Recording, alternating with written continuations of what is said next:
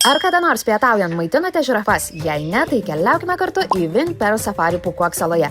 Bilietus pirkome iš anksto. Vienam žmogui kaina apie 750 tūkstančių dongų, kas yra apie 24 eurai. Mano rekomendacija būtų vykti anksti ryte, nes erdvė tikrai didelė. Čia rasite tikrus krokodilus, milžiniškus vėžlius, orangutangus, gyvates, ūdras ir daugybę egzotinių gyvūnų. Smagiausia dalis – pietaujant galite pamaitinti žirafas, o taip pat paglostyti ir pamaitinti dramblius.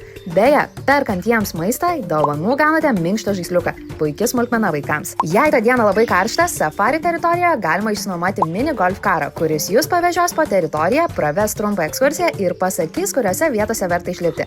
Kaina žmogui apie 4 eurus. Safari teritorijoje taip pat vyksta gyvūnų šou. Štai laikai ir programa.